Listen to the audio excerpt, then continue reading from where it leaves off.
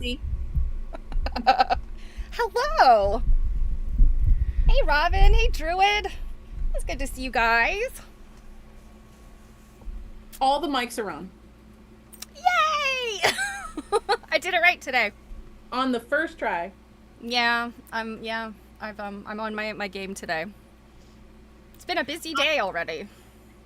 I kind of on my game too. I'm already like on my second load of laundry. I folded and put away towels. I emptied the dishwasher. Like, I emptied the dishwasher. I did do that. well, didn't you also buy an AC? Yeah, we got a new AC. Did all the installation for that. I've got the things that were in the area where the AC has had to all be moved away. So I decided instead of putting everything back before the stream, I would just leave it and I'll vacuum later on after we're done. So why put dirt back on dirt? And I was like, oh, this is embarrassing. A lot of stuff has fallen between these boxes and things. The cats apparently have knocked stuff over and I didn't realize it. So Can we like take a second to talk about the fact that it's July 25th? no, we cannot talk about that. And I find it really horrifying. Um because there's only 1 week left of July. And then there's 1 week of August. And then I go And then you're gone for like a year. yeah, I go Yeah. on my Grand European tour. And it's one of those things where, don't get me wrong, there are a lot of parts of it that I'm definitely looking forward to. I'm sure we'll have a lot of fun. There are other parts of it that I'm just like, I'm really gonna miss my bed. Yeah, you've got many weeks, I guess, of I different leave, places to lay your head. yeah, I leave August 10th and I get home September 2nd. That's pretty crazy. And Thank you, I'm Robin. and it's like the entire month of August. So we talk about how, okay, my dog is already being annoying. Like, it's too soon to be this annoying, Winnie. Like, you can't, Oh, her partner will take care of her dog. That's not a problem. oh yeah, well, my brother will have the dog Or your for like brother. a week, because my partner is coming with me for the first week of Oh the yeah, that's journey. right. I forgot Sunday was gonna come. Yeah, and then he's coming home because he has to work. But then, like, the doggy has a dad, you know. Yes, your brother. So He will at least walk the dog once a day and feed her. yes, he will snuggle. He will snuggle the dog. No, the dog will just stay with him for the week. He won't come here. Um, so it's gonna be weird too because I'm gonna see you at the very beginning of the journey, and then I'll be with you for a week at the end of the journey. Hmm. It's gonna be Towards the end weird. of the journey, because It's you do still have more also journey, and then I leave on a plane. Yeah, it's also really weird because, like, during the journey, I am staying at one of our friends' houses for like a week Oh, you're gonna stay a whole week. because they told me to. It worked out that way. Yeah. I I And was she will not get you into lots of delightful trouble. well, so but here's the thing, like, I would never expect, while I'm like puddle jumping around the country here, that I would never expect to just be like staying with a friend for a week. I figured I'd stay like a few nights and then, and she was just like, I thought you were gonna stay like a week. And I'm like, I would never assume that. And she was basically just like, no, you're gonna stay for the week. And I'm like, okay, I guess I'm staying for the week. So So the trip, uh, so Jill and I are first converging on Ohio because our friend is going to be teaching a class, like doing a trunk show class kind of thing, and then we've kind of got an appointment for fun, right, in Ohio, and I can't remember the name of the town, but it's near Cincinnati, isn't it? we're in Akron. Akron. I keep forgetting. Yeah. But yeah, it's a historical property where she's doing her event. So it's only 5 hour drive for me. So when she asked me if I was interested in going, and this has been, it's probably been almost a year ago that she asked us, or like at least like I think it was like December or something. And I was like, yeah, December or August is far enough out that I don't think I have anything like, written in stone on the calendar other than seminar. And Akron, that area is only like a 5.5 hour drive for me. So I was like, yes, I would love to come. And so that is the first leg of the trip. Jill has a bit more driving to do because Massachusetts is not next door to Akron like Baltimore is. So that we stay there for a couple of days. And then I'm coming back home because I've got work to do and I got to get ready for seminar. Jill is going to go. You got to go get your mom. Yeah, I also have to go get my mom. Yeah, because we're going to fly to seminar. But I have a week in between. And you're going to be jaunting around the Midwest, apparently staying well, there. I mean, you have more, it's like 2 weeks. Yeah, it's a little more than a week and a half, I guess. So anyway, I come back home, business as usual for me for a little bit, and then I'm going to go pick up my mom, and we fly out of Baltimore. Is it like the 20 something? And we go to Lincoln. The 25th. Yeah, that sounds right. We go to Lincoln for seminar, and that's Jill and I meet back up. And yeah, then AQSG seminar, and then we're there for like it's almost a week. Yeah, I'm doing Wednesday to Monday. You guys leave on the 31st.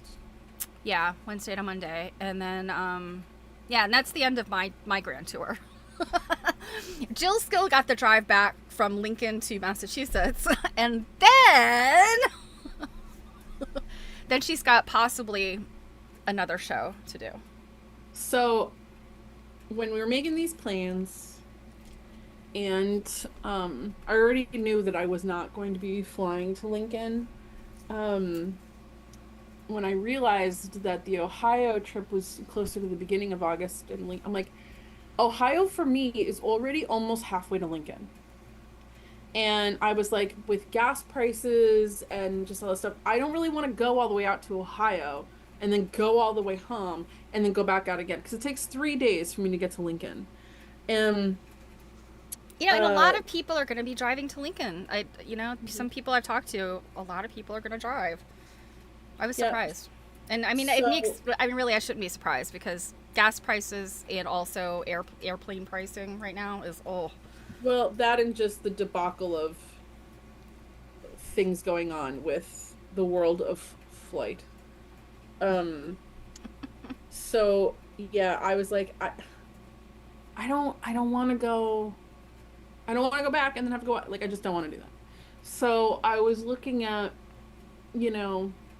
potentially maybe turning it into a little bit of like a buying trip and originally I was thinking I might spend some time in like Indiana, because I just haven't ever spent really any time there trying to do any sourcing or anything. And then our friend who lives in Minnesota was like, oh yeah, like you could come like hang with me, like we could go to this thing, there's an antique show that's happening there at the end of the first week I'm with Stephanie, that's kind of like their version of Brimfield, smaller, but still the same kind of concept of outdoor antique show. Oh, interesting.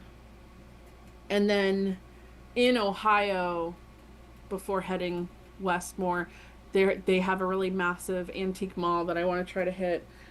We are also having in Ohio a tour of Sue Spargo's studio. Oh, yeah, that's right. I keep forgetting about that. That's one of the And fun then after things. that, there's like a quilt textile something exhibit going on in one of the big Ohio museums that apparently is really close to where we are. And I didn't even put two and two together. And our girlfriend's like, oh, hey, we should go to this. And I was like, oh, yeah, we should. So, yeah, so we're going to do... So she's planned lots of fun things for us. Yeah, well, and these friends that we're going with, there's one that you haven't met, Stephanie, but these are friends that we have historically gone to Penn's with. And the same group hasn't been able to kind of get together since the first year Stephanie came. So yeah, it has been a few years. Really, for me, it's really more about getting those people together, because we're fun people. Yeah, or we think we are. Yeah, so at night there'll definitely be like handwork going on. So that's what I'm doing right now. I'm actually, as we speak, I am organizing a whole bag of paper pieces that they just threw in here that aren't all the same shape. Um, because I'm getting a bunch. I'm not bringing a sewing machine with me, although there's a part of me that wants to, but it just takes up too much room. Yeah, Um, I've dragged my, well, I wouldn't fly with my sewing machine, but I have dragged my sewing machine on all kinds of trips and just regretted it because I never pulled it out. So oh, I've never done that. I'm all about the handwork. Travel with the handwork. Yeah, I've never not pulled it out if I've dragged it with me, but since I'm not really going to be doing a lot of hotel staying, I thought I was going to do more hotel staying until our friend is like, "No, you're just going to stay with me." I'm like, "Okay."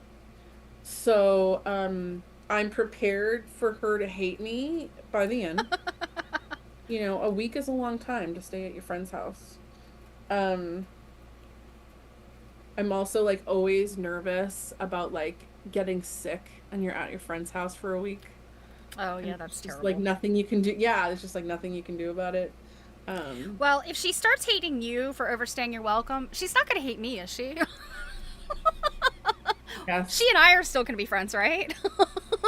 Hey, if she hates me for overstaying my welcome, I'm going to remind her that she forced the welcome upon me. Um, yeah, so um I'll also be in Lincoln, let's see, You're going to be in Lincoln early. 4 days early to help get some stuff, like last minute prep stuff going and whatnot. But anywho, back to this handwork. So when we were at QuiltCon, and I thought that we Oh were yeah, gonna, you yeah, bought that thing. Yeah. I thought that I was going to get stuck down there because New England decided it was a good time to have a blizzard. God, that Although seems like it was yesterday, but that was in February. yeah, if anything else, it gave a lot of perfect reason why we will never see a February QuiltCon in New England. For all those people that complain it needs to come up north, this is why it doesn't. So I thought potentially driving home we were gonna get stuck, and I didn't bring any handwork with me. So Yeah. across the aisle from us was the paper pieces booth, and Stephanie and I kind of kept milling over there, looking at stuff. And I was like, "Oh God, last minute." I mean last minute. Like They QuiltCon were was packing stuff up, closing. right? Yeah, QuiltCon was closing in 15 minutes, and like, I ran over and found a table runner that had the fabric and the pieces and everything I in don't it. remember what it looks like. Do you have a picture of it Uh, that you can? Oh, okay. All right.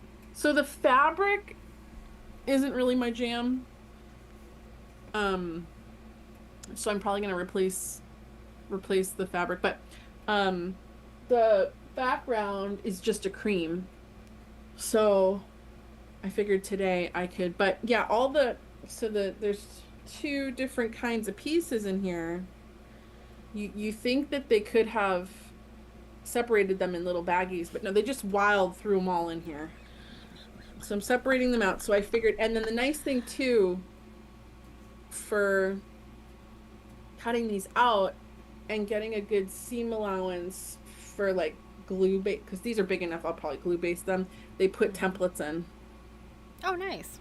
So Mm-hmm. yeah, that was nice. It was a pretty good, the price tag still on, the price tag's not on here. It was a pretty good deal. They had it marked down. Um, so yeah, I'll probably do um more, maybe more repro-y type, I don't know. But anyways, I thought I would prep this. Last night I prepped a ton of little hexies. So I have this, I have the hexies, I have to do the little diamond, little like square piece Oh for our yeah. friend to make into a pincushion for me. Yeah, that is I neglected peer pressuring you about that. And then um I am gonna, I don't know if Stephanie, have you showed everybody your flame stitch yet? No, it's suffering a little. Well, you guys saw us talk about our friend's new um pattern, I think on the last Stitch and Glitch, right? Yeah. So Stephanie has started that pattern. I'm also going to do it. And our friend has like gathered like a kit for me because you need like a scroll frame and I don't have any of that stuff. Yeah, So really I had to good. pull some of my stitches out. So what? I could go get it. I haven't worked on it in the past week, but You should get it. yeah, okay. I can go get it. Yours is gonna look so much different than mine, so it's gonna Yeah, be neato. It would be because I'm doing cute. Oh different my colors. God. It would be so cute to get like a picture of all three of them, like we did with the sewing Yeah. rooms. Because Yep. yours just looked so different. All right, hold on a sec. Let me go look for it. Okie So what is anybody else working on doing? It's all relevant, whether it's sewing related or not. What are we doing? I'm still organizing these paper pieces. There's so many of them. I haven't read the instructions, but it leads me to believe that like they don't want you to take them out.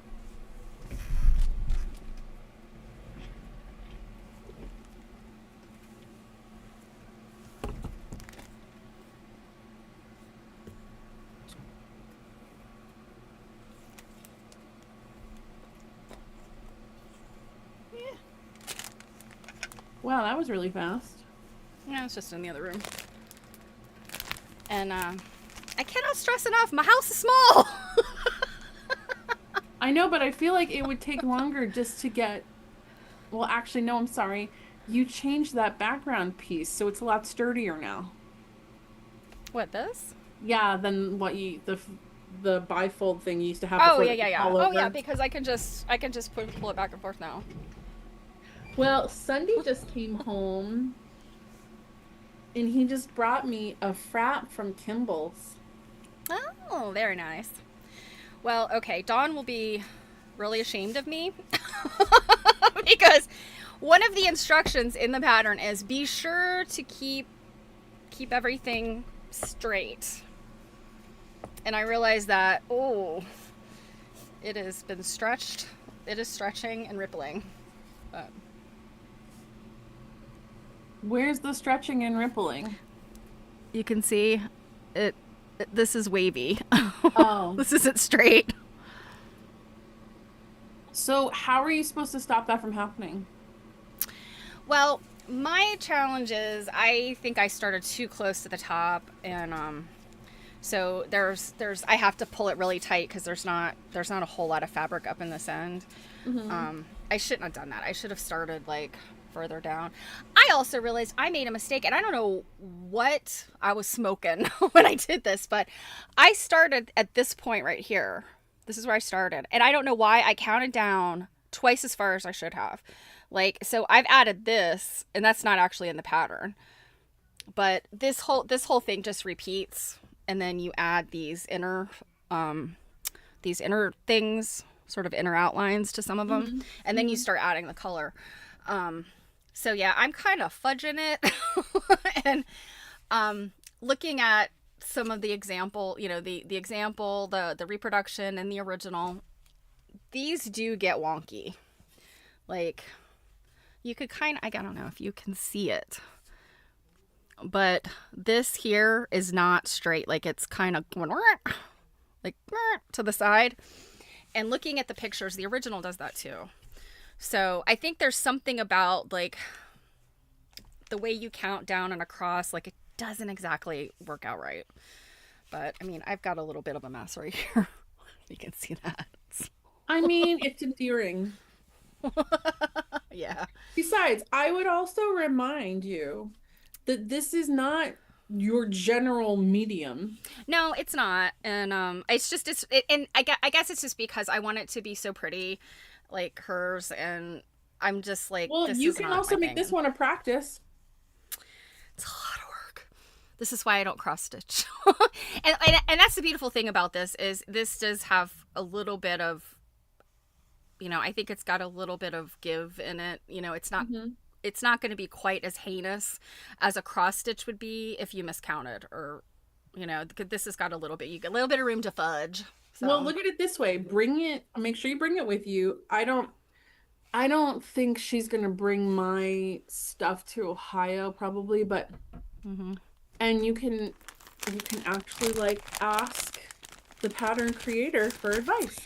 I can, or I could just keep going and cross my fingers and hope it works out. I mean, sure, there's that too. Well, you know, and Robin does a lot of cross stitch, so Robin knows. Robin knows these things, like what my pain is. Um, so you asked what everybody was doing. So Druid is not working on anything but eating stir fry with chopsticks, which I wholeheartedly support. um, oh, Robin, so it's making you drowsy, the new meds. Yeah, Um, I feel your pain. I know how that is. I'm not gonna lie. I love a drowsy med. I love a drowsy med when I need to sleep and I can't. That's what I mean. Like I I thoroughly enjoy a nice drowsy med, especially if it's a painkiller because then you can go to sleep because you're not in pain. Yes, this is true. This So, is true. Robin, if you fall asleep, girl, we wholeheartedly support, Oh especially if yeah, you're totally not. fine. Totally fine to sleep, drool, snore, unless you don't want to. In which case, well, we'll do our best to be obnoxious enough that it forces you to stay awake. So I've started working on this other project, like a gallery project. That I've been like drawing and testing and all kinds of stuff for a very long time. And I finally was like, I got to make this thing or I got to get rid of all the materials because I have like a whole bunch of stuff sitting here. So it was dependent on some fabric, and I haven't bought fabric in so long. So this past week I've bought some fabric. One is I'm still working on my bicentennial thing. So I bought the fabric for that. It's a Mary Engelbright print, which is very cute, but I did the splurge there. And then I had to buy cotton voile, which is kind of like like cotton lawn. It's a little bit lighter than lawn. And so I bought a few yards of that. And to get free shipping from this company, I will buy extra stuff, right? Instead of just paying for the shipping. But I saw they have a whole bunch of African wax prints, and I am obsessed with African wax prints. But I just bought one, and I got enough so I can make like a dress or something with it. Ew, there's something schmutzy on there. But the one I picked, this is so wild. Wow, I've never seen one like that. Doesn't it look like a gigantic Coral? it looks like coral? Yes, a coral and or fondue print. Hmm. Yeah. Doesn't it? This see is that. like a giant version of like a fondue print or a rainbow print. And I don't know if they would do it the same way, but definitely the wax print is something that, you know, they would have used wax to mask this white here. Mm-hmm. The way the method for this the African wax prints, I think, is a little bit different than the methods they use for like Javanese batiks and stuff, because the batiks always have the crackle, and sometimes the African wax prints will have a crackle, I think, if they choose to have a crackle, but this one does not have a crackle. So however this one was, you know, whatever the process they do with these, it's the way the areas that are blocked out with the resist or the wax are not they're not crackly, so they must keep them very flat or something. Anyway, I just thought this was so cool, and it came in another color. Actually, I think it came in 2 other colorways, but I think this one was my favorite. So I only just now finished organizing the paper pieces. oh my god, and there's only 2 different shapes, right? But they jumbled them up in there real good.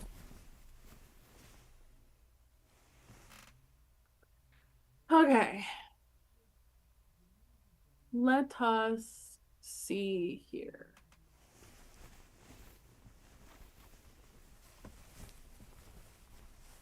I had this all folded up, and now I got it all unfolded.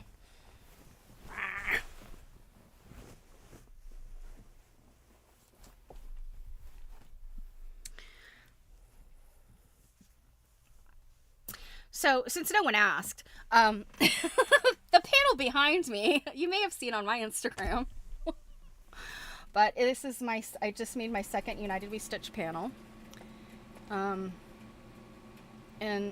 I know I've mentioned it on my stream, and I mentioned it to you guys before, but we're really working on, outreach and stuff and getting the word out. So I will share with you the website again. I'll put it in the chat. We have a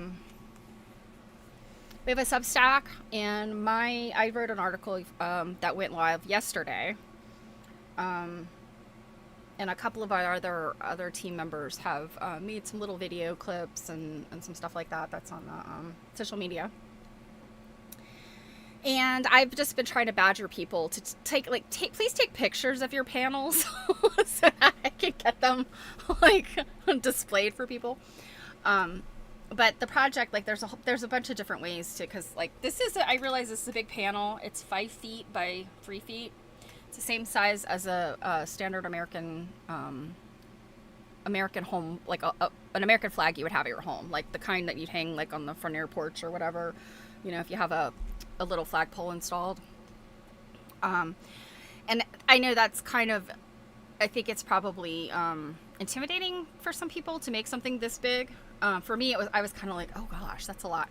But what the guilds have been doing, and some of the community action groups have been doing, is breaking this up into 15 different blocks, and 15 people can then contribute.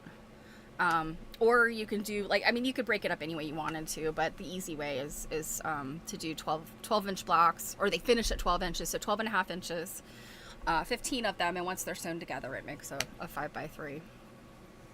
So that's what's up. Is the website up and running? Yeah. Yep.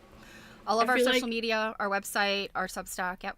I feel like you should show it while I go iron this stupid piece of fabric I didn't iron before we all right. got going. I'll be right back. Okay, then. Well, you guys got to see this website. I'm just going to do this the easy way.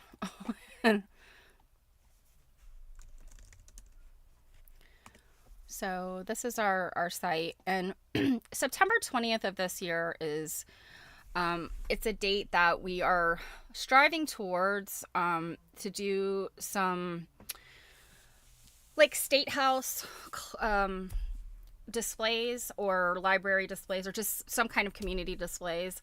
And it's coming up really fast. So September 21st is the International Day of Peace. And so our group leader, Tisa, she felt very strongly about having something that kind of coincided with that. So September 20th is our first event. I am kind of talking to some people here in Maryland. I don't know that we're going to have enough to be able to go to Annapolis, with our panels on September 20th, but we are working towards something bigger. And, the goal is to be able to show these in communities. And what I would say is, this is a nonpartisan project. I realize that, democracy requires governance, which talks about our government, which is political. But this is really just about the future. What are your hopes for the future? What is your vision for the future? And so we've said in making these panels, your prompt is, what's the future of democracy? What is your hope for the future of democracy? And we have the instructions here for making the panel. I wrote these, and how you deal with, for people that don't sew, how you deal with what are the size the measurements, and how do you do this stuff. We're kind of hitting the quilting community pretty big, because quilters tend to like these things when they want to get involved in community projects. But you don't have to be a quilter. As long as you are willing to figure out how to thread a needle and sew some fabric together, that's all that's necessary. So yeah. And our Substack is, we've had some problems. Oh, okay. Looks like the Substack's going okay. Here's the crazy thing, you guys, and I don't know if Jill might have something to say about this because she knows some of like this isn't really a social media thing, but it kind of is.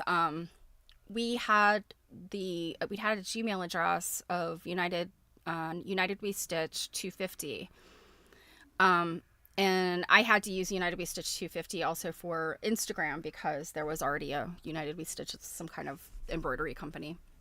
Um, and for some reason, Google kept shutting down the Gmail. They did it 2 or 3 times. And so finally we ended up having to move over to like our own hosted email address.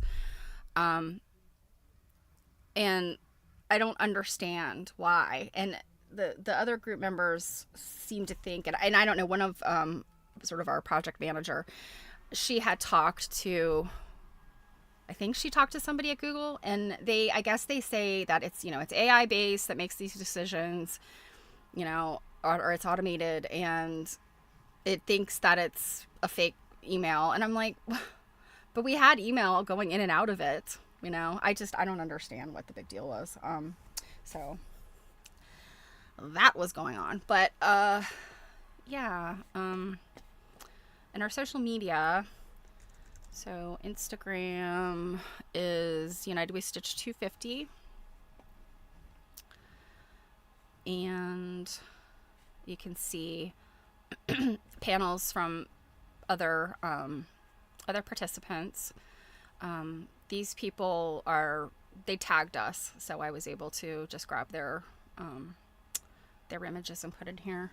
And then Facebook, we kind of got the same stuff going on in Facebook. I have to find, let's see. There it is.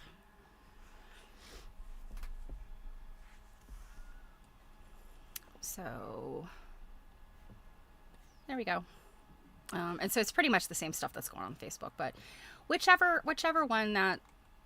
social media thing you use, both, all, we'd love it if you'd share, follow and share. So let me put this in the chat to make it easier.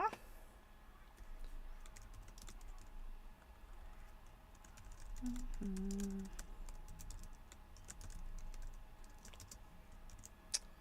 That's United We Stitch Fit. Oh, shoot. I typed that in the wrong box.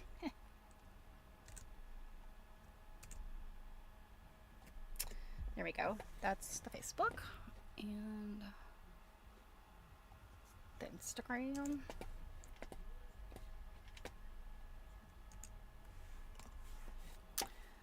And the Substack.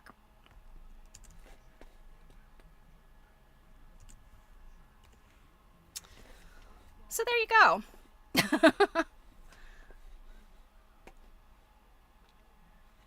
And Jill must still be ironing.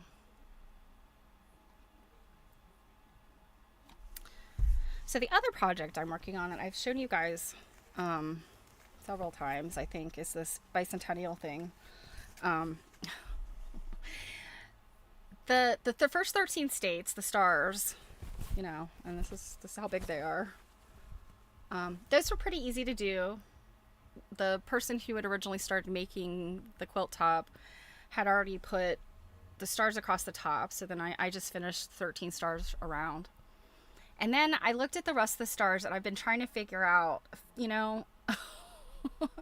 37 is just not divisible in any way that comes out evenly and nicely. So what I'm starting with is I was able to get, I think this is a 7. I think this is 7. Or 6. 1, 2, 3, 4, 5, 6, 7. Yeah, okay. I squeezed 7 across the bottom. So this will go on the bottom of the front of the quilt. Then I have more of the stitched, the stitch stuff. I got the Pledge of Allegiance already basted in, but the other part is from the Declaration of Independence. I don't know the maker of this, I don't think ever plotted it out, thought about measurement, because I think if I try to make this thing all on the front of one quilt, it's going to be big enough to cover a house. And so I think what I've come down to, it's either going to be two separate quilts or it's going to be a front and back quilt. And I think I'm going to do front and back because I've already got some of the states besides the 13 colonies on the front. So I think that a two-sided quilt makes the most sense.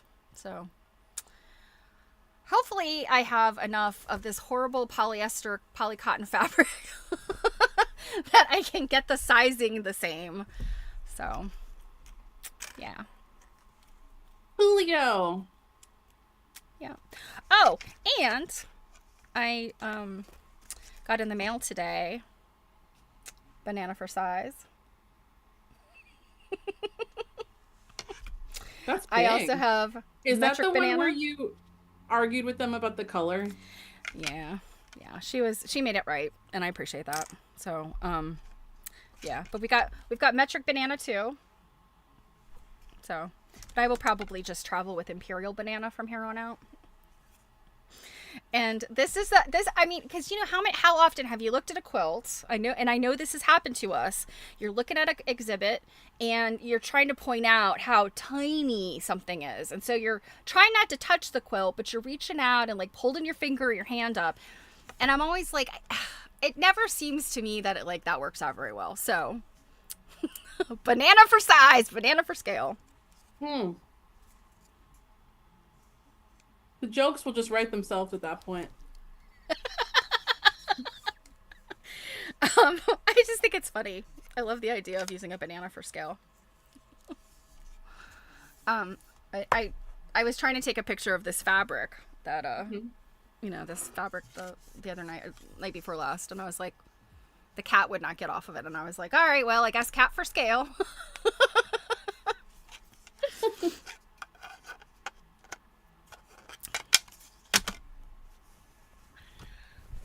I am totally going to do like my mother, and I'm going to draw all of my shapes on this fabric. I don't have currently the setup here, so what the pattern like wants me to do is out of this background fabric, it wants me to like subcut strips and then subcut those. Yeah. Obviously you could do all of that via rotary blade. Which I do have a rotary blade, but I just don't have the current setup here easily. I could make it happen. I just don't want to right now. To do that kind of big cutting. So, what I have in this moment is got a trace of it, cut them out with scissors. Yeah. Honestly, and the only difference is these templates are acrylic cut for the project and not out of cereal boxes. So, but yeah, I'm channeling my mom. You know, I do have a big cutting table here. It's currently got a bunch of crap piled on it because of the air conditioner. But I honestly sometimes I don't want to put quilting fabric out and try to cut. I would rather trace things. I'd rather just lay it out, trace things, and then cut with scissors because I feel like I'm always more accurate with scissors. Now, a big strip, obviously, big strips and things like big shapes, yeah. But I think a ruler and a rotary cutter are the way to go. I'm envious of people that can just whip out the rotary cutter and just be like, boop, boop, boop, boop. Here's all my pieces, and they're the right size and shape. I'm a bad quilter in that way.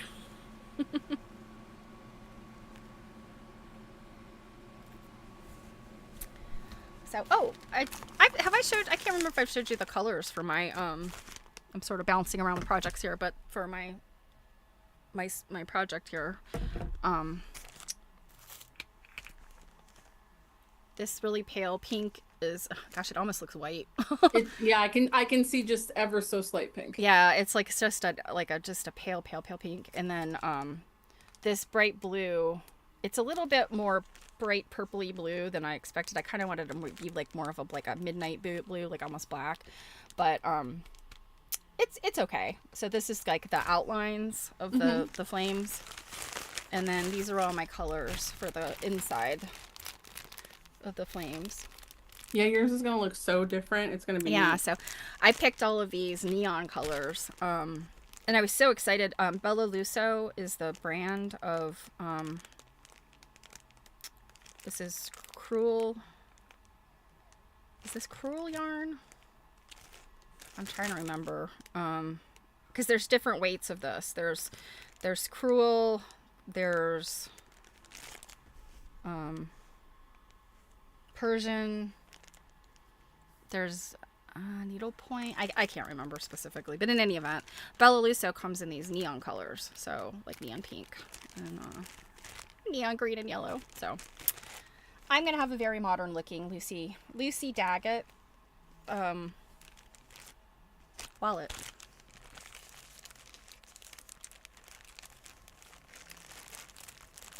It's gonna be coolio, just like your more modern looking. Oh, my needle roll, yeah, my little sewing roll. My sewing roll that you're buying. You know, I found it actually yesterday. I had put it away with some stuff, and I was moving stuff around, and I was like, oh, this box of like needlework tools and stuff, and the sewing roll is in there. So I put it away over there so I wouldn't lose it again. I thought you were gonna use it. Yeah. I don't know. It's too pretty to use. Do I have anything in here? I don't have anything in it.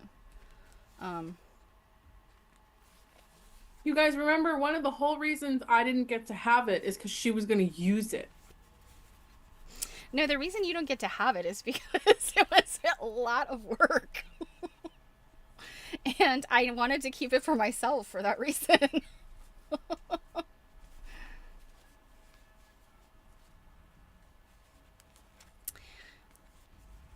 You know what? I don't think I showed off after I left your house because things were just a little crazy after I left.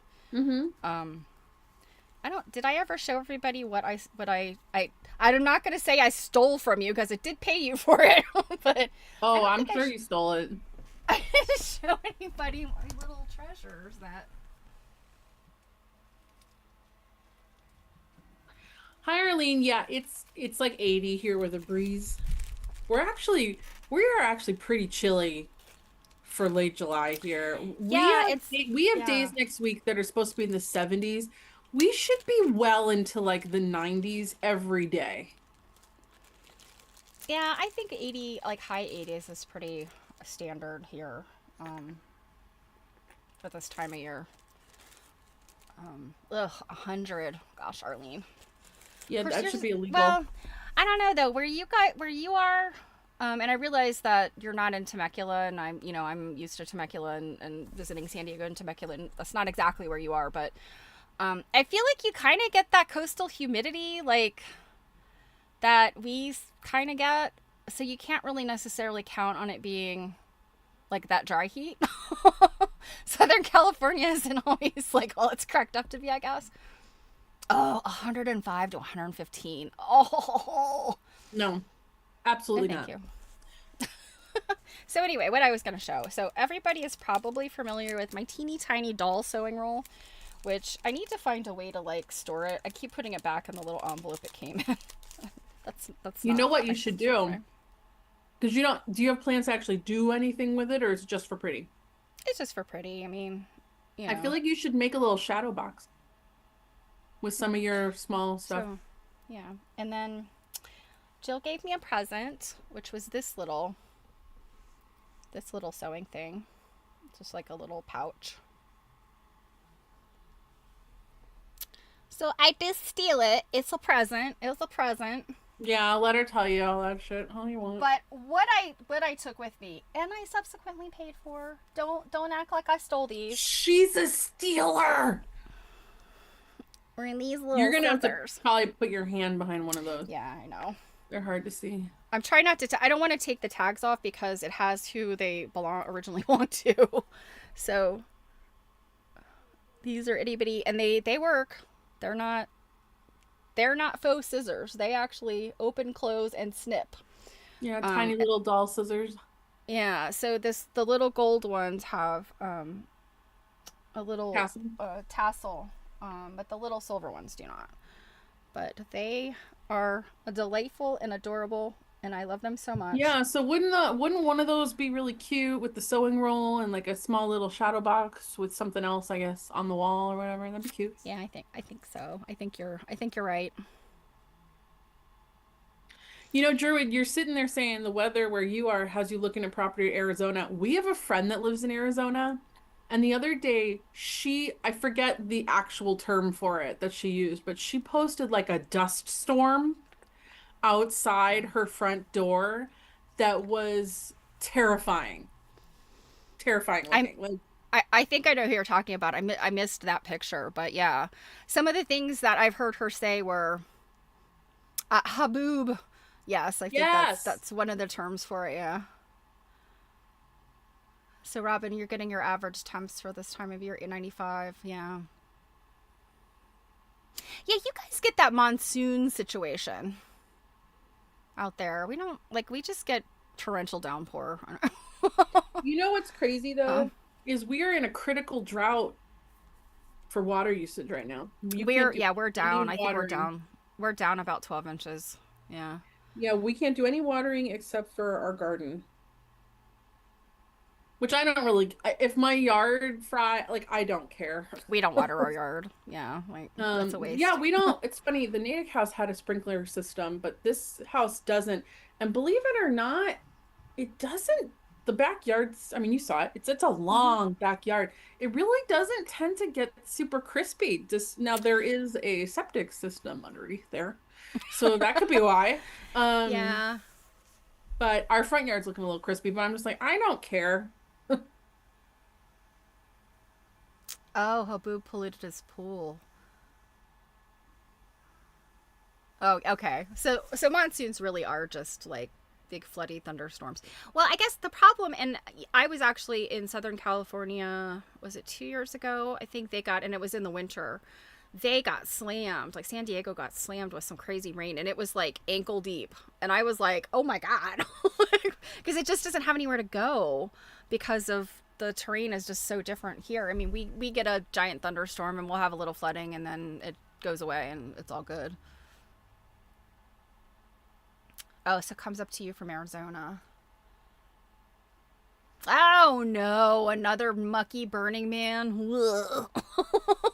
Was it year before last when it was all like people like the shoes ripped off your feet kind of mud it had because of the rain? Yeah.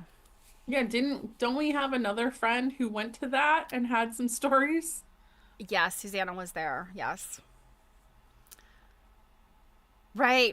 It's yeah, it's because it yes, it's too hard packed. Like the ground is just too hard, and baked from the sun. I mean, it's almost like I guess in some cases, depending on what the content of the soil is. I mean, it's literally almost baking it like ceramic.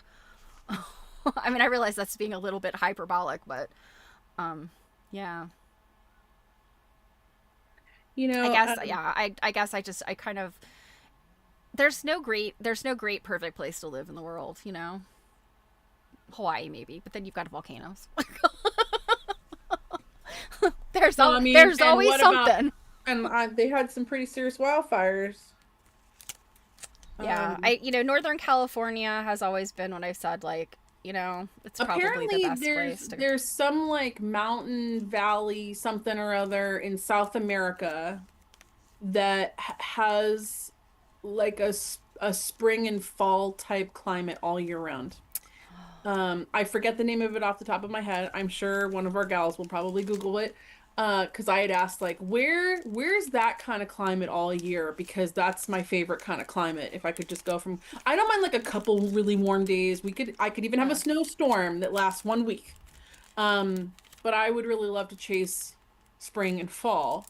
And when someone was like, "Oh yeah, blah blah blah, whatever mountain something in South America," the thing that probably would really suck for me would it's really high altitude and I don't tend to do well in See, and altitude. then that's the other thing, altitude. There's a Hmm. challenge there.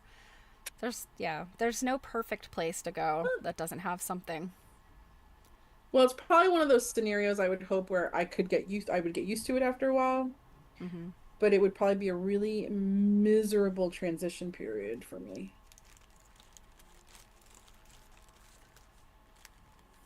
But I've read, it's interesting. I've read, I guess it's the Tibet, like the people in Tibet, and Nepal, uh, I mean the Tibetan monks, but also like the Sherpas in Nepal and stuff. Like Mhm.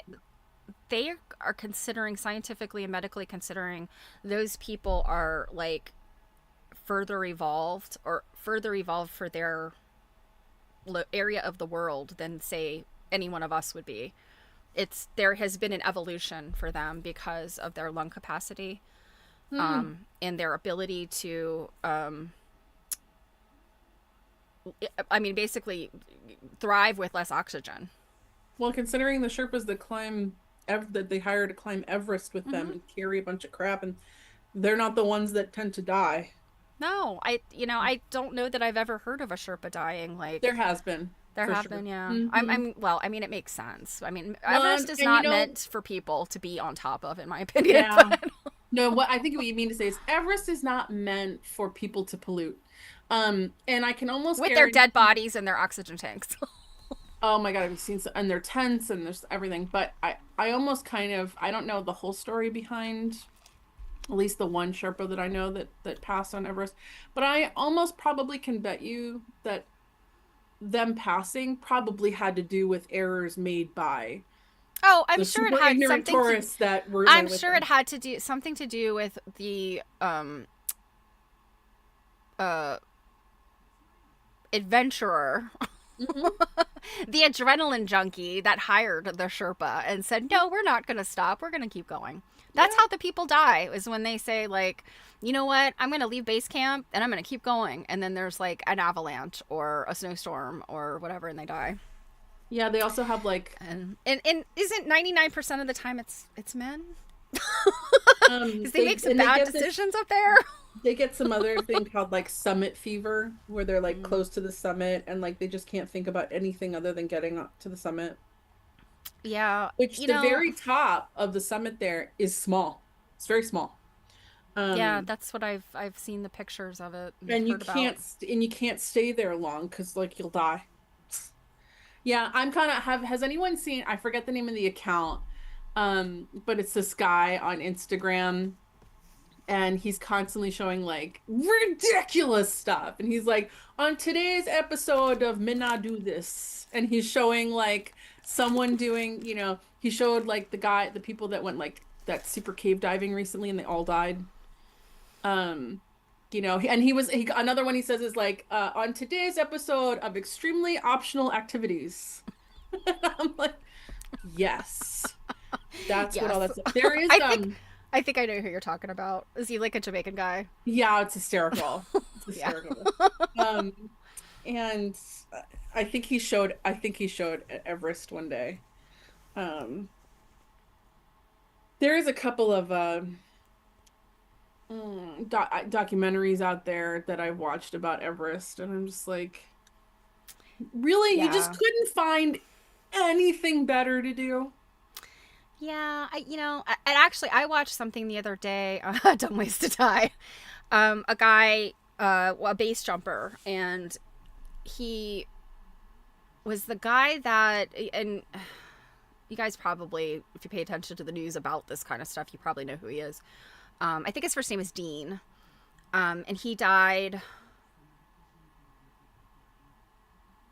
I want to say it was in the early 20 teens. Um, and I think it was base jumping. It wasn't. Oh yes, it was. He was base jumping and do with the flight suit. Where they will jump down into a canyon or into a valley. And I guess he was with a partner and they both died. They were some kind of way that they had to like glide around like another mountain, and they ran into the mountain. Yeah, and died of traumatic brain injury. And the woman that he was I think she was just his girlfriend. Like, I don't think they got married. But she'd been with him for a really long time, and she was like, I need to see him. And they were like, no, no, no, no, you don't want to see him. And she's like, no, I'm going to see him.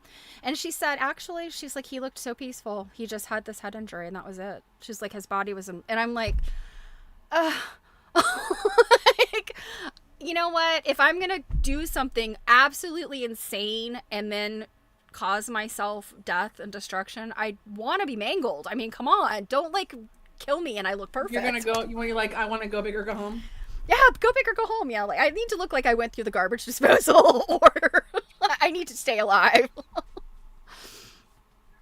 Yeah. But yeah, and did you know that base jumping? I never knew what base jumping actually meant. I mean, it's jumping off of tall things, right? Mm-hmm. But BASE stands for stuff. It's buildings. Oh gosh, now I can't remember. Let me look it up.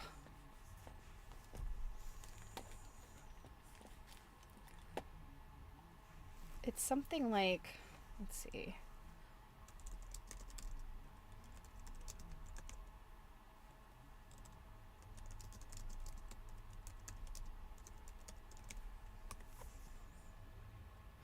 It's buildings, antennas, spans, as in bridges, and earth, meaning cliffs. Only some crazy adrenaline junkie would have come up with crap like that, right? So, yeah. And I'm thinking, when antennas, I mean, they're talking about like those big honkers. Yeah, but those still aren't that tall. Are they tall enough to jump off of and be able to deploy a parachute before you hit the ground? Like, that's crazy. I would love to be able to fly. I think it would be very cool if humans had a way of flying, levitating, flying, etc., without having to jump off of tall things or get in an airplane. That'd be really cool to have the power of flight. But we don't. So, like, unless you plan on waking up in your next life as a bat or a bird or a pilot, maybe find a safer activity, I guess. But he was also, this guy that I'm talking about was also a climber, and he would just do those like sheer rock faces. Like, I think everything they showed though, he was, what do they call it? Where you've got the safety ropes, like it's, when you're rappelling and stuff, you're roped in.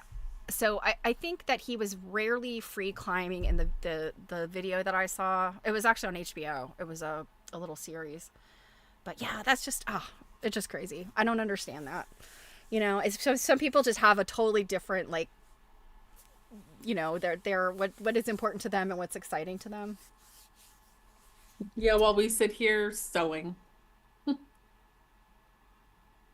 Oh my goodness, bears! Oh gosh, Druid, where you are, there might be bears. Except where you are, they are the less dangerous bears. I know that's probably not what you want to hear if you're struggling, and I totally understand, girl. I know. But you can think, like, the bears that are in your neck of the woods, they're the kind of bears you can go like, ah, get away! And they'll run away from you. Yeah, sneaky black bears, yeah.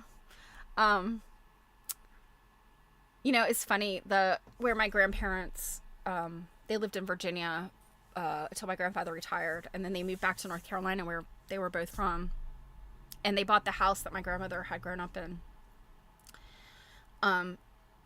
And they lived kind of plunked down. Yeah, pepper spray's good to have. They lived kind of plunked down in these Weyerhaeuser forests. And Weyerhaeuser is the company that grows pine trees and then levels them for paper. And so there was a lot of bears in there, deer and stuff. And their neighbor was this young single guy. I don't know that he ever got married. I don't know what he's doing today. But he, I guess, attracted this elderly bear. It didn't have teeth. It was this old bear. And I mean, there was video of it, and I might have the video. I'm not sure. When they cleaned out my grandparents' house somebody identified the video, and I'm not sure if I have it or not. But in any event, he would go to the day old bakery warehouse, where you get the dead bread and stuff. He would buy honey buns, those prepackaged honey buns, and peanuts. He would buy big things of just sacks of peanuts, And he feed them would to the toothless bear. put this stuff out on his porch. Yes, his back porch, and then sit there and wait for the bear to come. And we were just like, and my grandmother, she thought it was funny, but on the other hand, she was like, "Why are you attracting bears to like right beside my house?" And he's like, "Well, it's an elderly bear, and he's having trouble. He was very skinny. It was obviously having trouble feeding itself because it didn't have teeth." I still think they're dangerous. They're pretty big. I mean, they also have claws. Like, Yeah. Yeah. Yeah. Oh, yeah. The scraps, you have to get your scraps out like really far away. My father-in-law he does my in-laws had always done, composting and throwing out their scraps, and, because they don't have, um, waste management. Like, they don't have a trash service. They have to take their trash. When you live in the country, it's what you got to do. You got to take your own trash. So they would try to have as little to take with them as possible. So it was either, recycling or whatever. And so they'd put all the kitchen scraps out there, and they would get lots of interesting visitors. They have, foxes. Rob's taken lots of pictures of foxes that will come because of the kitchen scraps that are out for them. But yeah, bears can be a nuisance. The ones that are really scary though are out out where Robin is. They're bigger. the grizzlies. Yes. Now I'm not to say the black bears, like, you don't want to come between a black bear and its food. You don't want Or to come cubs. between. Yeah, yeah. You have to stay away from those things. But I think people are kind of stupid these days. They think, oh, a cuddly animal. You go ahead, let it bite your face You off. think they're stupid these days? Well, I do think that at one time people had a healthy fear, like they should, and for whatever reason they do not anymore. Um, Well, oh yeah. Oh, the raccoons are the worst. I got a funny raccoon story for you guys. But yeah, my husband and I had gone out to visit his sister. This is probably 20 years ago. I think Connor was 7 or 8, and we went to Tahoe on the California side to stay in a cabin that I think belonged to my brother-in-law's boss or something like that. And Rob and I were up in this little loft thing to sleep, and we hear something. And of course, in Tahoe, they're like very serious about, you lock down the trash, like you don't leave anything out. All of those big green dumpsters, like they have like latches on them and stuff. Like there's signs everywhere. Well, somebody I guess hadn't latched the dumpster by us or something, and we hear something rattling around, and Rob's like, I don't think that's a person. And all he had was his camera, so he just started hitting the flash, so out the window, and it was like a strobe light, and I was like, oh my god. That is a bear the size of a Volkswagen Beetle. The bear, in my mind, the bear was as big as the dumpster. And it's like, get me in. Yeah, right, Robin. Yes. And this was like 20 years ago, and I think it was required then. Like, this is nothing new. But I just was like, look at that thing. It's a beast. It was huge. I just, and the bears around here, I mean, we've had some bears that are kind of showing up because they're we have it too. so much development. You cut Yeah. down a bunch of forest, and you're going to get the bears, and, all kinds of other animals too. And so, yeah, there's been some young black bears running around in our county. But We've got black bears. We've got. Druid's got Sasquatch too. Like, what you gonna do? Hey, you could be a millionaire if you get good proof, girl. We've got black bears. We had one in our backyard when they were building a little development behind our house. We've got tons of coyotes. We have fisher cats. Oh yeah, I remember you were talking about the Fisher And cats. what is what's the cat with the nubby little tail? Bobcats. Yeah. Yeah, we have those too. Yeah. Um, Never heard of those being around here when I was a kid. Never ever. well, they're typically in the mountain range. They're typically not like they don't come coastal so much, but as we chew up territory Mm-hmm. with townhouses and such, um, it is no. I mean, Sasquatch has got to be out there like so pissed off. I mean, I feel sorry for the larger animals because like where do they go? And I know that there's some communities out west. I know where they do everything they can in some of these small towns to discourage the bears. Like, go away, bear. Go back Mm-hmm. to, you know, where there's new people, where it's not populated. And the Mm-hmm. bear's like, but you got good stuff in your trash, Yeah. right? So, I assume that you guys are all from if you're a social media person, you're familiar with Jimothy, Mm-hmm. um, the mutant raccoon. He is so cute. Um, but I kind of have a love Someone hate. Go someone ahead. has made an FPP quilt. A Jim, yeah.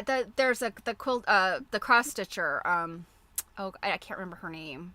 She's really famous cross stitcher. She made a Jimothy cross stitch, right? But he's got Jimothy energy. That's all I can say. When you see the little videos of him, um, but raccoons, I have such a love hate relationship with raccoons because they are so cute. They're like cats, kind of. They are But trash pandas. yeah, yes, they will break into your house. My good family friend, she had to get the exterminators to come because she had raccoons in her attic. Like, how do you get raccoons in your attic? Like, what do you have up there?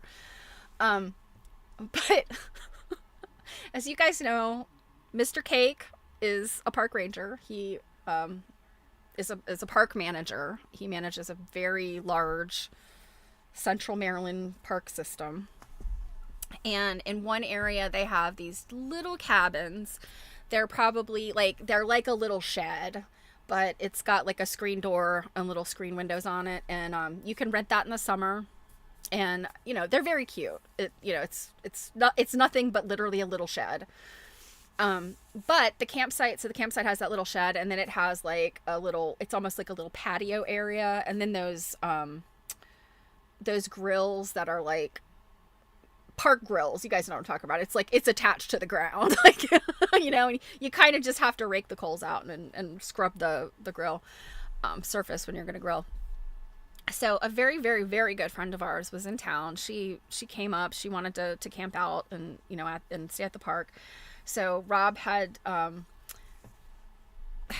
reserved her one of the little cabins, and she had a very close friend that lives here in Baltimore. He was actually her student at one time when she was in graduate school, and so she was a Spanish teacher, and he was a Spanish language major, and he married a Spanish woman, and he lived in Spain for a while. So they have this like Spanish thing in common, and he loves paella, and his in-laws gave him a paella pan.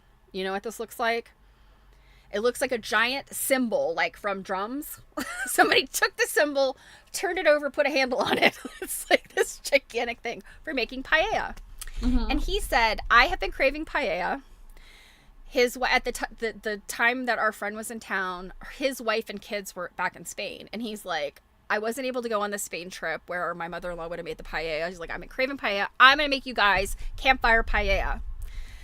So we're there. Our friend is, staying in the cabin. Rob, of course, was there anyway because he works there. And I came, and it's getting late, and it was just very nice. We're sitting there drinking beer, and Brian, the friend, he comes with like two giant coolers full of seafood and stuff, and proceeds to make this beautiful paella.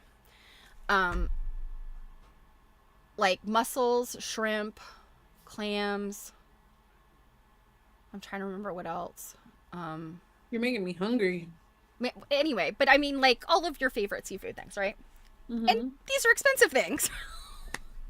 So it's just the four of us, and we're sitting there drinking beer, and you know, eating on the paella, and it makes a lot. And so here we already had plans. We were going to bring some home to Connor. Our friend Lori was going to keep some. Brian was going to take the rest home with her. And it has gotten very dark, and it's at the point where we probably were going to start thinking about packing up, maybe having one more serving of paella.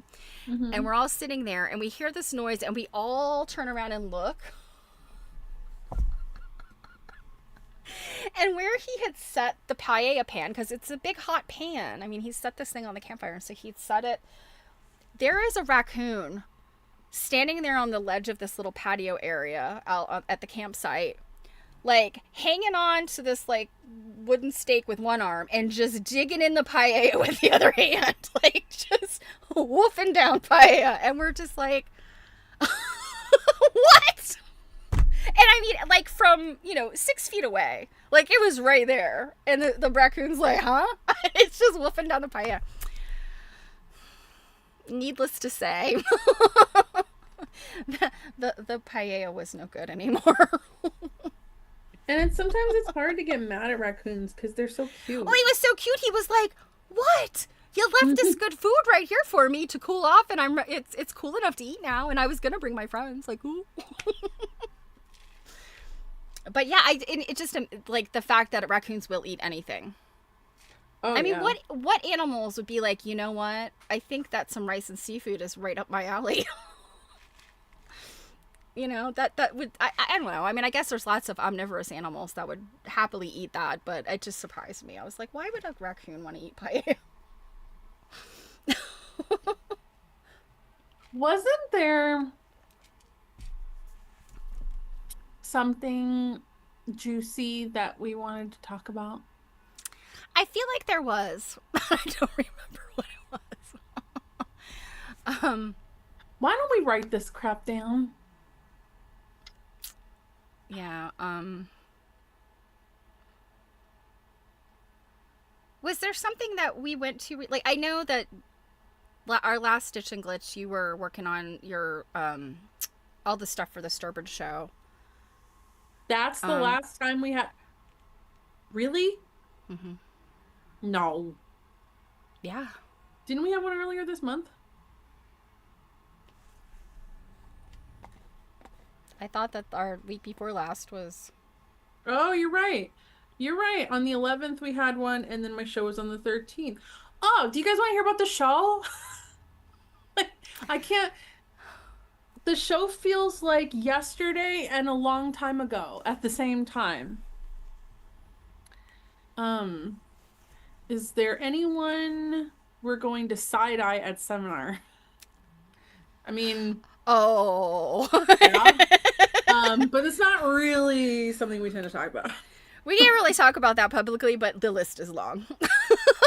Um, yeah, I feel like there was something. Oh, I think part of it was that you maybe wanted to talk about your beef with the vintage Egyptologist.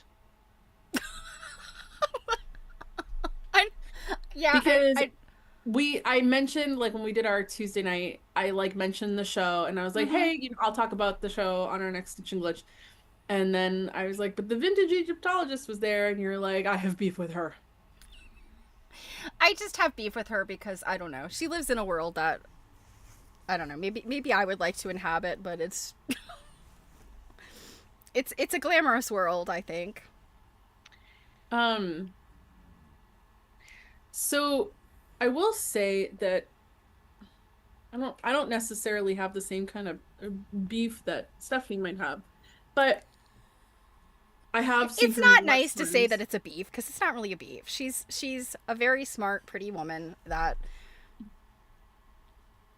Let me wears historical clothing, looks very pretty in it. She's, Egyptology is such a fascinating thing, and I'm just like, girl, why are you posting pictures of yourself naked? She does a lot of that. yeah, hold on. Let me I'll show you some stuff here. Hold on, let me. She does. I don't see her. She doesn't pop up in my algorithm as much anymore. Yeah, Um, same. She used to pop up a lot more often. and I don't know if it's because she's not posting as much or it just, the algorithm. Her content seems to have changed a bit. Um, That might be why. I was really looking at her back when I was doing a lot of historical costuming stuff. That's why I started following her.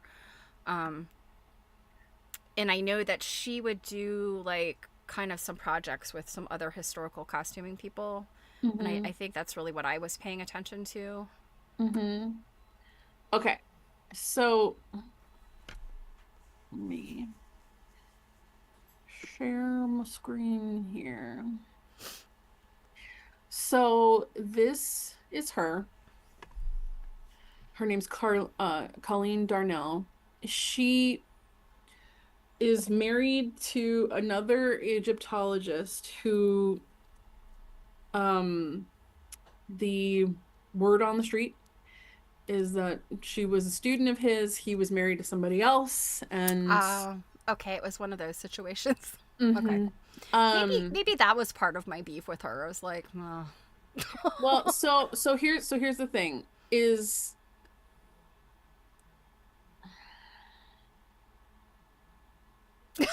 True it. I already found her because she's a PI like that. so here's my thing is I knew her from an academic standpoint for Mm-hmm. Egyptology work. I'd read some pieces in school, and you know what, it was whatever. And then I discovered this other side after getting into the antique sewing, quilting, fabric, all this stuff. Some people like to think that there's not a lot of connection between the vintage and antique dress historian world, and like I literally had a dress historian tell me that there's not a lot of overlap, and I'm like, With okay, dresses and quilts. yeah, historically. And I'm like, Well, historically, lots of quilts are made out of dresses, so well, but I'm also just like, when we get into antique textiles, I feel like there's far less of a differentiation between quilting cotton and dress fabrics, and it's all just yeah. fabric. Well, So, yeah. anywho, Before a certain point, yeah, that is the way yeah. it was. So it was a wild conversation. But anywho, so I became introduced to some of this different side, and Steph had made the comment on our stream where she was like, I maybe my issue is I wish that this side and the academic side were separated, and I agree. Yeah, and Um, I think it's because I have a hard time figuring out like what she's doing, and I think I got to the point where I was like, I think she uses her account now mostly for these photo shoots that she does. And I'm not sure whether is it costuming? Is it art? Like, and I'm not against any of that. If it's costuming, great. If this is like a form of art for you and having, getting these vintage and antique clothes and doing the pictures and stuff, cool. I guess I just like, I don't know what she does. I don't know what she does. well, part of is she also would dress, it's her husband there, um, as she would wear antique clothing like an antique archaeologist, of the time period would have done. Mm-hmm. Um, but I don't, there's parts of it for me where, because it's also, she's got it so intermingled here. Um, because for one, I'm like, are we trying to be like Cleopatra? Like, what are we trying to do? It, it takes away from some of the scholarship for me. Yeah. Um, I to me it's because she's in so many different kind of like time periods here, I guess. Like, it's not strictly this, Egyptologist kind of like Mhm. 1920s, or I mean, she's, Really, yeah, the I'm not, bikini in I'm the not sure snow, what. exactly. Like, I mean, I'm more power to you, sis. And I mean, she's a very slim woman who fits into a bikini very well. I mean, like probably part of it is sour grapes. Of like, I can't wear a bikini in the snow, but I'm really more like I don't know what it is she's doing here. I don't know. Is this an example of something historical, or are you just history bounding, or again, like I think that's probably what I had beef with her because some of the other people I followed that were kind of, you start following people in a certain niche, um, and the other people in the niche are specifically like, this is the gown I made and wore to this event, and this is why, and this is what it is, and here's some history about it. And I follow lots and lots and lots of people like that, and I feel like if she was doing that, I would understand. But she has these pictures and these long narratives about things, and it just kind of all feels disjointed to me. Um, Yeah. yeah, it's also like I don't know if she's actively teaching anywhere. But I don't know. Because I mean, some of these, I will be honest with you, it just if I knew nothing about her, just skimming this, I would think that this woman must be an actress and she's in a lot of historical pieces. Hmm. That's what it looks like to me, but that's not what's going on. She's kind of creating these vignettes, I think, and then I guess it's her husband is probably photographing. I would assume. I don't. Oh, I don't know. But so let me so they live in Massachusetts, or I'm pretty sure it's Massachusetts. They could be down on the line. They're not far from where I am. They go to the Sturbridge show all the time because that's where you find a lot of the clothing that she wants to wear. Um, Here they are. Oh, yeah. And in this photo, they're standing right in front of my booth. My booth's over here. Um, Oh, they were some of the folks that bring their dogs with them. yeah, don't get me started on that. Dogs don't belong at antique shows, y'all. Especially Unless it's a textile service shows. dog. But especially textile shows. A number of people brought dogs, and I'm just like, why does your dog need to be here? Like, I don't understand. And their dogs actually were the rowdiest of any of the dogs that showed up. So there was a lot of yapping going along on around. I don't know who that person is, but so yeah, so there's this. And then let me find, it might have just been a story, so we won't. Yeah, it looks like it was probably a story. This was a reel they did. That's my booth right there. Ah, I recognize that quilt. Yeah. Let me just, Oh, I like that rug. That was cute. there was some cool stuff. Let me just see if it's in their story. No, it's not. There was a story they had put up where she had, oh, it could be in here. Hold on. She had tried something on and she was like gallivanting through the room barefoot um with this article of clothing on, and I don't know. There's just something about it to me that I'm just like it's not it. And I can understand the Sturbridge show posting it because that's not it. There you go. Oh, there we go. For one, why are you walking on that rug barefoot? But yeah, that's it.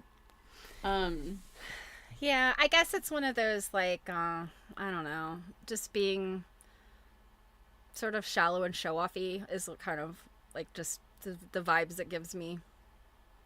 um, so I'll show you pictures. But then again, people might not think I'm that deep either. So. So here is a reel of my booth. I recognize this. So I had bought a much smaller booth, and then a couple of dealers backed out, and when I show up, he's like, "Oh, I gave you a bigger space because, I had some people back out." And I walk over and it's like we measured it. It was like a 10 by 30. Oh, wow. And and I bought a 10 by 15. Um, so I mean, you I basically got two booths. well, it was one of those things where it's like, thanks, that's really nice, but also like I don't know that I brought enough to fill a booth that large, and I'm worried Yeah. about looking empty. Hmm. And luckily, like there was enough to like fill the tables and everything, but there was so much floor space in that freaking booth. But that's what's so beautiful is that you could stretch quilts out in that big We space. could literally have laid them all on the floor to take a nap. Yeah, you did have like lots of nice room there. It felt really, really large. Um, yeah. So even that night, like, because I had Vanessa with me to help, I grabbed a few more things at home, um, to help out with stuff. Now, all that aside, um, the show itself was not super well attended, which I knew, um, was a gamble. The July show is always a hit or miss. I have Hmm. shopped it before. I just have never been a dealer before. Um, so I did make some profit. I didn't end up in the red. Um, but didn't do anywhere near as well as I wanted to. But part of the deal with doing the July show is you're guaranteed a spot in the September show, which is significantly better attended than the July show. So, and then if Did you do, did you mention when you get back home after your I was grand getting there. European I tour? was getting there. So when I was looking at the dates, I get home from the grand tour on September 2nd, and then the September show is the following Monday on September 7th. So I was like, I basically have to have everything ready to go before I leave because it's a lot of work. But then I decided I'm just gonna keep everything from July really packed and ready to go because nobody saw it. Like, Yeah, this is true. yeah, nobody really shopped it. So no one will really feel the, oh, you brought all the same stuff, which I'm sure I'll probably add, a few different newer things, but yeah. Did you roll it all in with your hot dog cart? It looks like a lot to tow. Um, so it's funny, is all that stuff I brought fit in my Subaru Legacy sedan. And I did have a helper with me. All the quilts and stuff came in, and we brought them in these really big like IKEA bags that are, I don't know if you've ever seen them, but they're made out of the same material as like a tarp. They're really heavy duty. They Um really are. I never thought much about them. I mean, I've always seen people that have them for things, but mhm. really they are great for carrying quilts. Yeah. I learned that from you, and I feel like I don't go to IKEA much because they're not really You close can by to buy me. them But you can buy them on Amazon. They're pretty cheap. oh, can you? Okay. The IKEA brand ones. Yep. Oh, okay. Um, yeah. I feel like maybe I should get up, bulk up on some of those. You can even buy them that zip closed. I have bags of bags. I had this big bag sitting over in the corner, and I was like, oh, what is in this? Like, what project have I jammed in here and forgotten about? So I'm like, yank this out from under a piece of furniture over in the corner, and I'm like, oh, it's just a bag of bags. It's a giant tote bag full of other tote bags. And I know my mother's always like, oh, we need to get rid of all these tote bags. And I'm like, no, because, there come times when you need tote bags, you I know? don't necessarily want to have a big collection of small tote bags. Um, and I just say big. Like I do want a collection, just not a large collection. And people are always like, don't you use them to go grocery shopping? And I'm like, I always have the intent to use them to go grocery shopping. They might even make it to the trunk of my car. Will I remember to take said bags into the store? No, not on your life. We do a pretty good job of that. My husband especially. We bought, and the bags that we have for grocery shopping though are more like, they're still made out of that tarpy material, but they stand up. You know, Mm-hmm. they kind of Yep. they're like a shopping bag. You know, with the handles on the top. So we have those that are specifically from the grocery store, but yeah, like I don't know. I mean, I have things where like I'll have a project that I need to pack away or put away, you know, just temporarily, and like I'll use tote bags for that if it's a Mm-hmm. quilt, like something big. Mm-hmm. You know, like a quilt and its back go nicely in a small tote bag if you need to like just store it away for a little while. Actually, right now I brought all these magazines home from my mom's house, and I have just kept them stored in this tote bag Mm-hmm. because they fit perfectly and they don't get all dog-eared and stuff in here, you know. Um. Oh yeah, we get charged too. They started that last few years around here as well. The county north of me doesn't right now, and I am still the person that like I do the grocery pickup, and I still get them to put my stuff in plastic bags. And I know people give me the side eye, but I'm like, it's for cleaning cat litter, right? Like, and I know people that like for their dogs, they'll use the bags for, you know, those bags from when they walk their dogs, and I'm like, that is the reason why I get those. We have a there's a number of towns in Massachusetts now that have town ordinances where you can't use those, so it's only paper. Although not every town, Arlene, charges for the paper bags. When I worked for Kohl's in Framingham, Massachusetts, they did charge 10 cents. Well, here's the But interesting thing about I'm curious to know about if you guys know anything about your locality, like the charge. Who gets the charge? Who mandates the charge? so in I can tell you Framingham, what it is in I can tell you what it is in Maryland, and it is infuriating. But go ahead. it was the town Mm-hmm. that mandated the charge. Mm-hmm. And then who gets that money? The town. We had to pay it to the town. Mm-hmm. It's part of like a tax. Mm-hmm. So in Maryland, they are mandated. Well, and it's not a state thing. This is by county, or city. Um, they mandate the cities mandate. Baltimore County, where I live, and I think Baltimore City is the same way. They mandate that you are charged for bags, whether it's a paper bag or a plastic bag. But the retailer gets to keep the money. And I'm like, okay, on one hand, I'm kind of like, you know, I get it. You know, they got to pay for the bags, but seems like a little bit of a scam to me.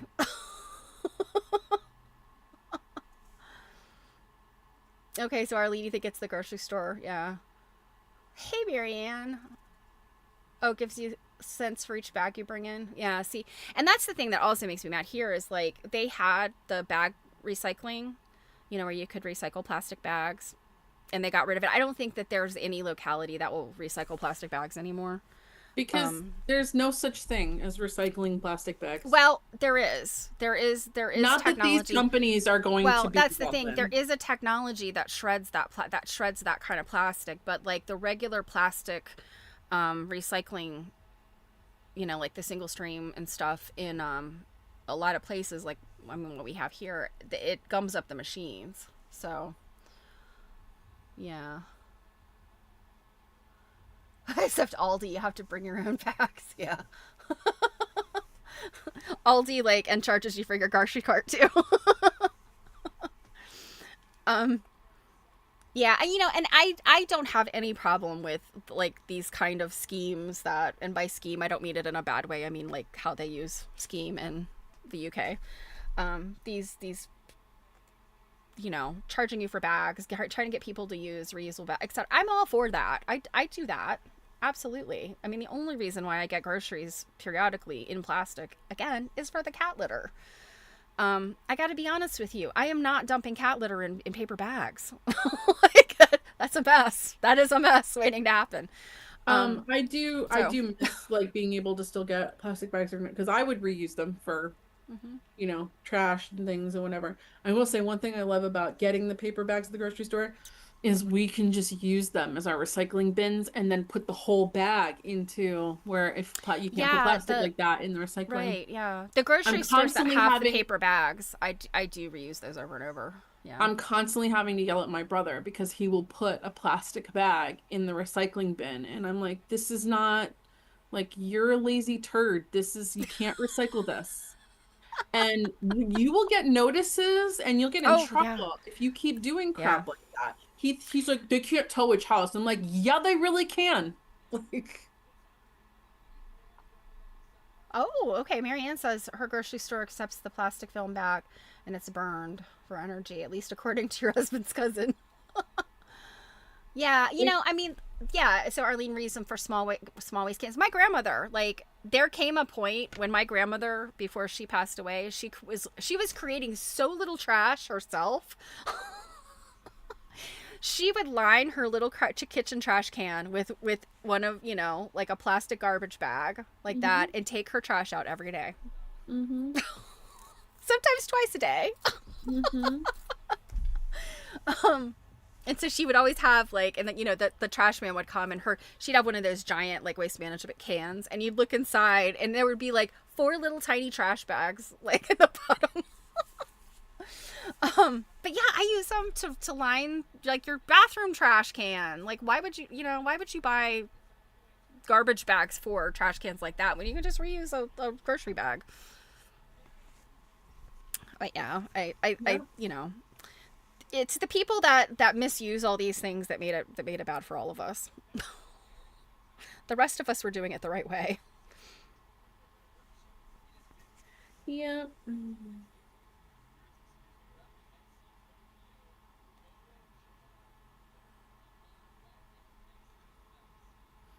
Yeah, So, my grandmother also had that way of folding them so that you could pull them out like a Kleenex.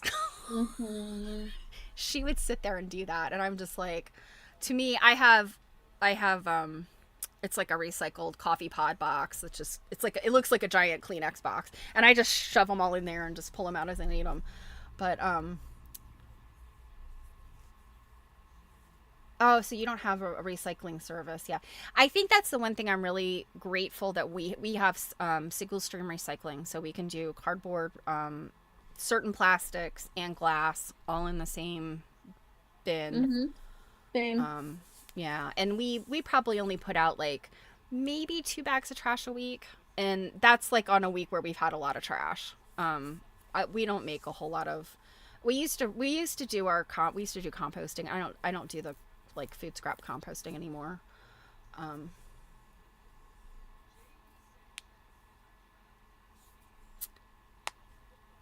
Food waste is special plastic bags that degrade the item. Oh, that's interesting, Arlene. Right. Special bags at the store. Huh. Interesting.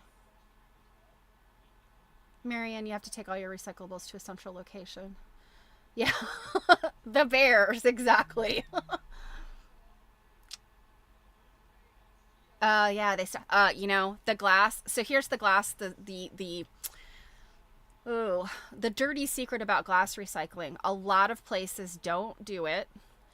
And for single streams, they sort it and they take all the glass and they bury the glass by itself for a future time when that glass something can be done with it. And I'm like,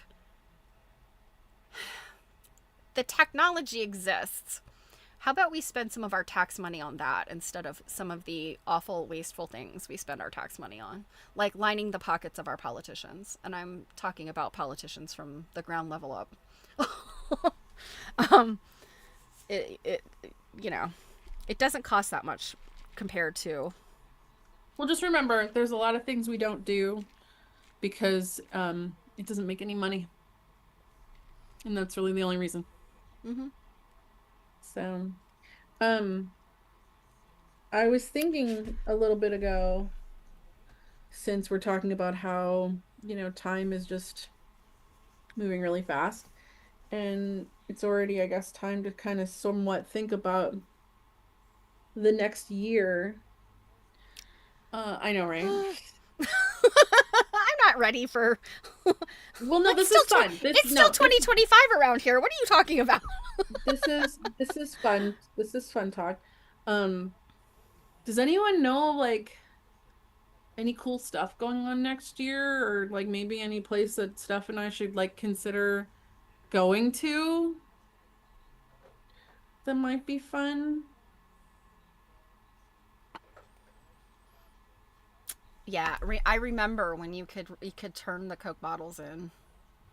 Yep, the good old days. There's lots of things that were not good about the good old days, but there were some things that were much better than they are now, in my opinion. Um, yeah, like yeah, what's going on next year? We'll have seminar in Iowa, and I think a seminar's a little bit later than it is this year, right? Mm-hmm. Yeah, it's pretty early this year. Um, yeah, it's weird. I tend not to think about the next year very much, and unless it's like a special event. I mean, I guess we will go to QuiltCon in Atlanta. Mm-hmm.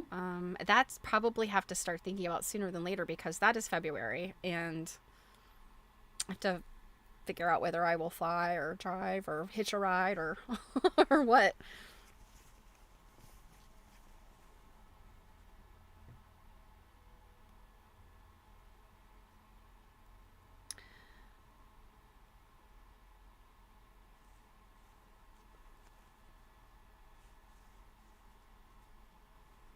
But what I was going to say about glass, I've tried to save a lot of glass containers just for various, like food storage and stuff like that. Mm-hmm. And that's another thing they don't make easy. I was actually buying a particular brand of spaghetti sauce for a long time. Not that I liked it that much. Like, I think Mm-hmm. there were better brands, but I would buy this one particular brand because it came in a mason jar. And with mason jars, they have plastic lids that you can buy to put on mason jars, and there's two different sizes. And so many of those jars, they skimp out on the threads.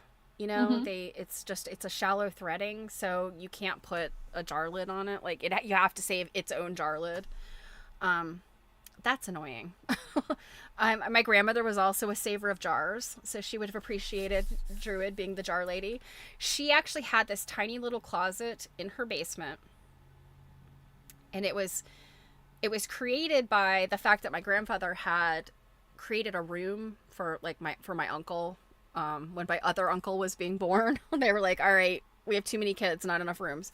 So he drywalled in, well, not drywall because it was that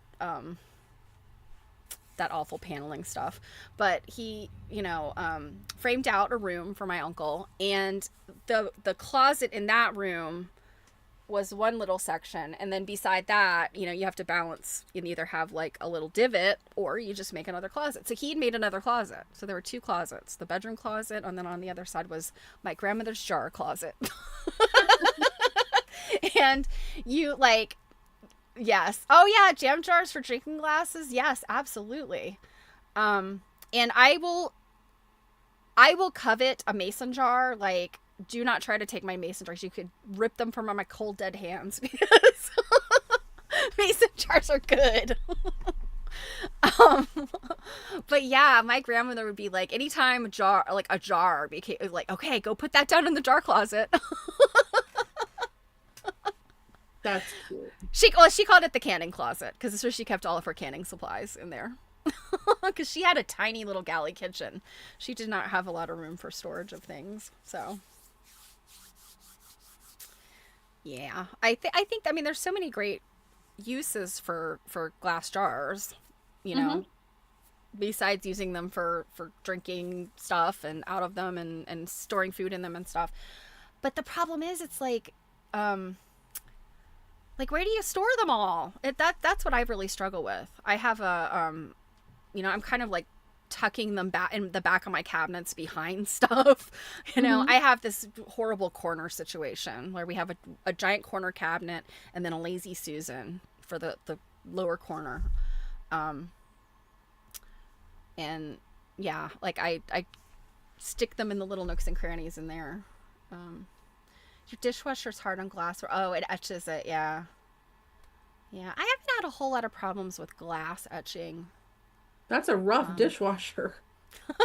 well, I think a lot of times when it's a combination of your water and the detergent that the water's it's just hard water.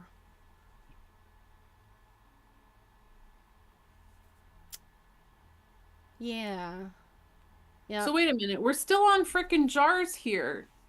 Did anyone think about the question I asked on like what we should do No, next jars year? are far more interesting. Yeah, I guess nobody knows anything about next year, but jars are jars are an important aspect of this Everyone knows that conversation. next year is going to be the year of the jar. The year of the jar. Um, yeah, I like the idea of yeah, water content than the dishwasher. Yeah, that's what. Yeah,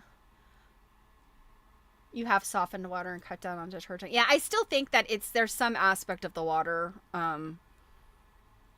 I'm trying to think. My I think it was my grandmother. She like all of her glass is etched. Um, and they got a different like it was a different water treatment because they had a artesian well, which stinks to high heavens. Did it smell worse than that house we stayed at in Pennsylvania? It was like Which one? the sulfur water, the murder house The murder with the house had sulfur. the sulfury water. I couldn't remember Yeah. which house it was. Um, yeah, I mean it's about the same. I mean it smells like kind of like rotten eggs, you know. I mean it not like revoltingly, but just like ew, stinky. When you make spaghetti, you get new glasses. Exactly. I'm all about that. At some point, somebody had bought me like a couple of mason jars with handles, and they've disappeared over the years. I think some of them broke, and then we probably took them somewhere and left them. But I was kind of like, why are you wasting a handle on a mason jar? I could just use my grip. Look, I have all kinds of shapes.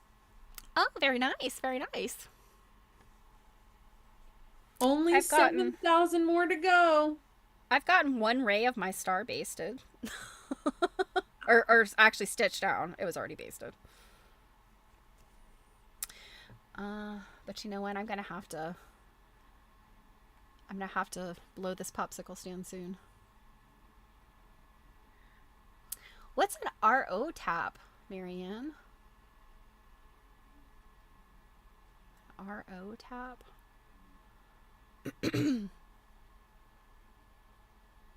Yeah, we have very, very chlorinated water, which always worries me because it's like, why you gotta have so much chlorine? Is it because you're trying to kill something real nasty that's in our water? Probably. So Yeah, we it's the filter. diarrhea bug. Yeah, we filter our water. So oh, reverse osmosis. Okay, my bad. I knew that term. um, yeah, we just use the Brita, a Brita filter and filter it. But I am sure I've mentioned this before. But I live 15 miles outside of Baltimore City, like literally a straight line, 15 miles, and we pay the Baltimore City for our water, and the water tower is right over here. Like I can see it from my house. Hmm. But that whole water system belongs in the water that ends up in that tower belongs to Baltimore City. I don't trust Baltimore City a whole lot. The county, you know, I can get at my county politicians because I pay my taxes to them. I can't do much about the politicians in Baltimore City because the only thing I pay for in Baltimore City is the water itself. Yeah, city water. Yeah, sometimes it's so chlorinated, and you know, a lot of times it's like, especially like in the summer when we have like really bad storms, and there will be like, you know, that stirs stuff up out of the reservoirs and stuff. Yeah. I wasn't out there until the 90s. Yeah. My mom only got on like city water about 5 years ago, I think. What was she on I a well? hmm and her well went bad. I went Oh. to I went to her house one day, got in the shower, turned the shower on, like had my back was to the spray. You know, I think I was like leaning over getting some shampoo or something, and I turn around and the water hit my face, and I like literally like lost my lunch. I was like, "Oh my god." I turned the shower off immediately. I was like, "Mom, what is wrong with your water? Like something died in the well." I mean, seriously. It So was what does it mean? horrible. Like when it goes bad, what happens to the water? It smells It's like terrible. rancid. Oh, it's like dead bodies. I mean, it's not just like that ick sulfur smell. It is like seriously, I could not go in the bathroom running that water without gagging. I was like, I've never heard really of a well going bad. yeah, it gets to the point where I guess it's like the water, the aquifer that it's tapping into does not have fresh water, and it's just underground, stagnant, dried out, stinky. Ugh. That's all I know. Um, and so she got like right away. She called and got hooked up, and it costs a lot of money. I didn't You know got to this. reroute. You got to put in some shit and reroute some Well, other they stuff. had to And like. So my mom lives on a hill, a big hill. So they had to cut oh, she this needs a pump too, huh? all the way up. No, well, I mean,